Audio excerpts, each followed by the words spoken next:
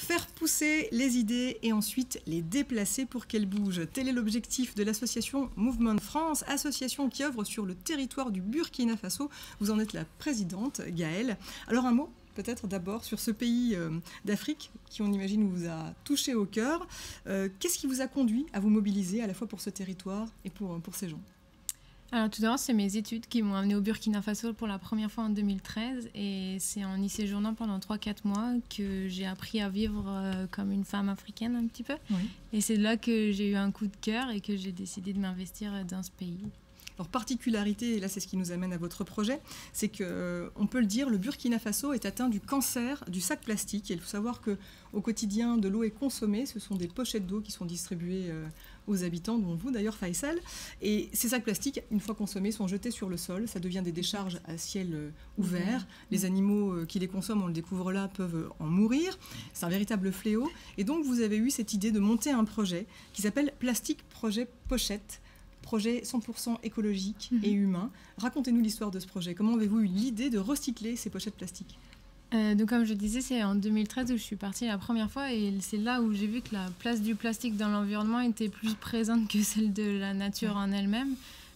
Du coup, il a fallu se poser la question, revenir aussi sur certaines bases du quotidien, en se demandant est-ce que quand on part au marché aussi, on a besoin d'acheter 5 bananes et avoir 6 sachets plastiques pour revenir à la maison. Une manière de réguler tout ça. Exactement. Donc, en fait, l'objectif, c'était d'essayer de trouver une alternative aux sachets plastiques qu'on avait, nous, ici, autrefois, dans les supermarchés, et de le faire avec un sachet plastique qui ne tend pas à disparaître actuellement, donc le sachet d'eau.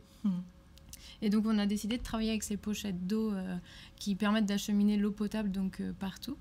Et donc, on a fait avec un petit atelier de femmes. Au départ, elles étaient 5. Donc, on a lancé l'activité en 2014 avec un premier financement participatif. Et elles sont 11 aujourd'hui. Oui. Et aujourd'hui, elles sont 11. Donc, on a doublé ce chiffre. Et on a aussi pu créer davantage de produits et recycler encore davantage de plastique. Alors vous, Faisal, vous participez à cette aventure. Vous êtes membre de l'association. Vous vivez au Burkina Faso. Comment est-ce que vous avez accueilli justement ce projet ? À bras ouverts, j'imagine. Oui, et j'ai accueilli le projet à bras ouverts parce que, comme vous l'avez bien dit, c'est un cancer, les sacs plastiques chez nous. Et les entreprises qui sont là en ce moment pour permettre à la population d'avoir de l'eau potable, ils sont obligés de faire acheminer l'eau par des pochettes d'eau. Oui. Voilà, les pochettes d'eau, c'est ça. Voilà. Et parce que la population ne peut pas, tout le monde ne peut pas s'acheter un bidon d'eau. Oui. Voilà. Alors, oui, on est bien loin, effectivement. On n'imagine pas, nous, ici, occidentaux, on a tout un confort. Mais là, pour aller se laver, pour tout ce qui relève du quotidien et de la vie, il faut faire des kilomètres parfois pour aller chercher de l'eau. Exactement. Oui, les femmes partent souvent à 7, 8 km, 10 km pour passer la journée à chercher de l'eau. Et c'est des grandes entreprises qui distribuent, c'est quel type d'entreprise qui distribue l'eau?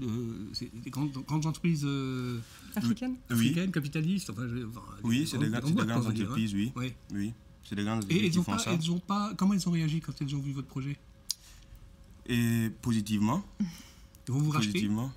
Ils vont peut-être vous racheter? Peut-être, on espère. Non, c'est pas. Non, c'est que en fait, on continue à faire la promotion de leur sachet d'eau au travers nos produits. Donc, ça peut les inciter à en produire plus. Alors il faut faire attention. En fait, c'est un double tranchant effectivement. Mais si vous voulez, quand eux-mêmes ont des produits qui arrivent défectueux et où l'eau ne peut pas être stockée, ils font quand même appel à nous pour, au lieu de les brûler dans la nature, nous on vient les collecter et puis on les retransforme dans nos ateliers. Donc on s'entend sur certaines phases qui ne leur conviennent pas et qui au final nous conviennent à nous.